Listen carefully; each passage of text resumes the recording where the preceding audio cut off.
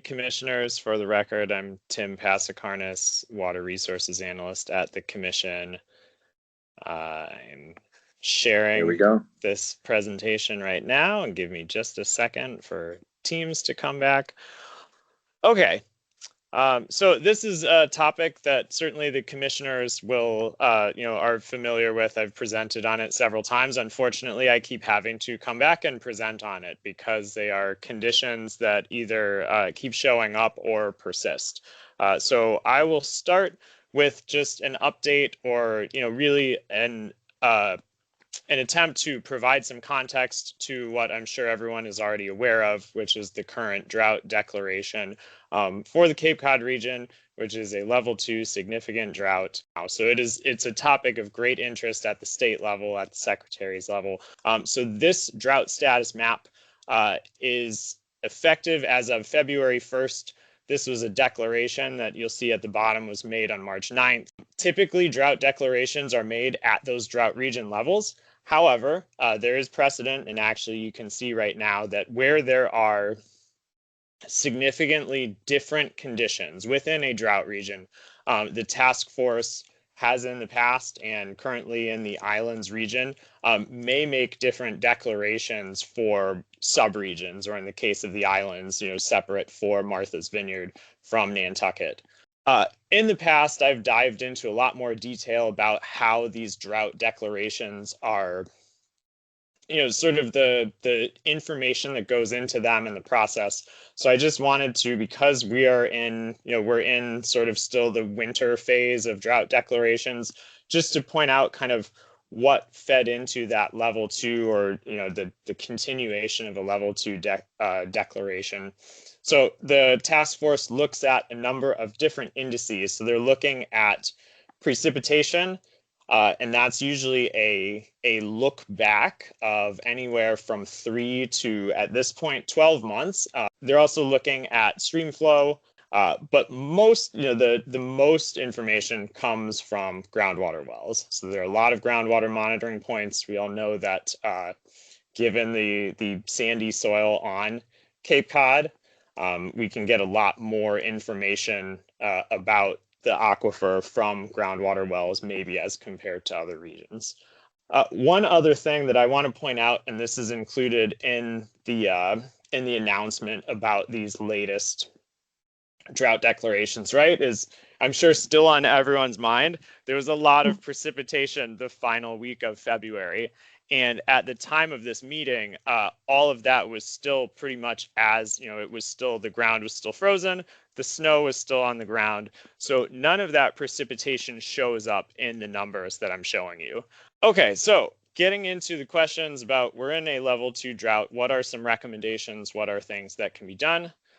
These are, so this came from EEA. They have some some guidance for both residents and businesses. And this gets, I think this gets to a couple of the questions, which is, is correctly pointed out that we are in a level 2 drought, and we are heading into this summer, which is the season of highest demand, both in terms of simply, human demand, additional residents, visitors, but also other demands. So things like higher temperatures means more water is evaporating from lakes and ponds. It means that plants are pulling water out of the ground and they're releasing it through their leaves. So you have, all of these different demands on the water supply compounded upon one another. So this is where it's very important to, to start to develop a culture of water conservation that, it does not seem we have the luxury of doing just during the summer, just when we're talking about lawn watering, but really that we want to make that just a daily sort of thing, knowing that conservation before peak demand season can, can basically provide more of, more buffer, more flexibility in the event that these conditions continue.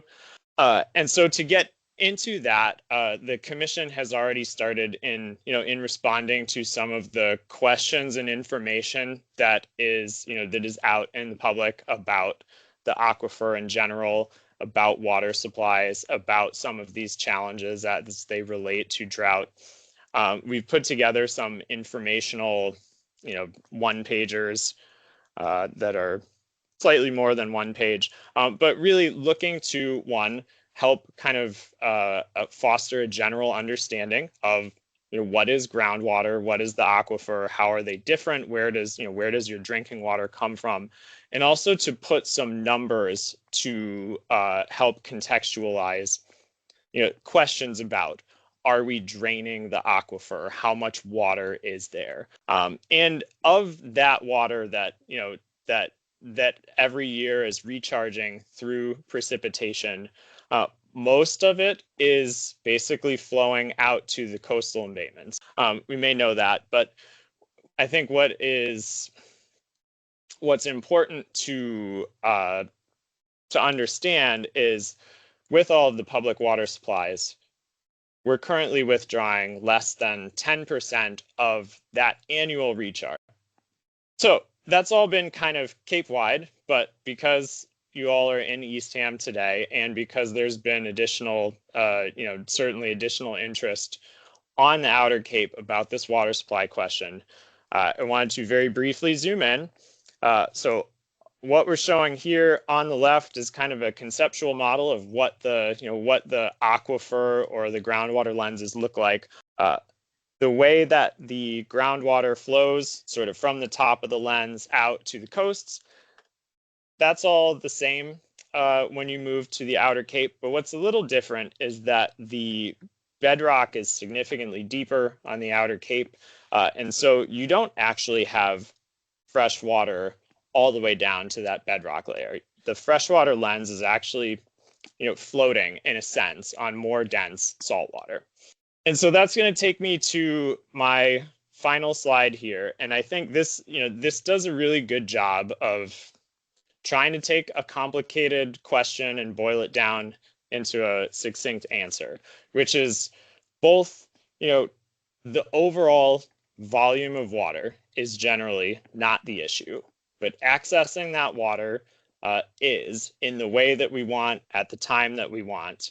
It's not just about meeting current demand. It's really about future proofing, about thinking about additional demands, thinking about changing conditions, and that we may not want to be relying on using 100% of our capacity for extended periods. And again, one of the big questions is, like, can we build our way out of this, right? Like, if there's lots of water, can we just install more wells and pump more water? So that's why it's, all of these conservation measures and education are so critical to, efficiently use the capacity that we currently have, and to basically provide some time so that we can be, effective with planning for additional water supplies to meet either future demands or to just provide more flexibility to meet current demands.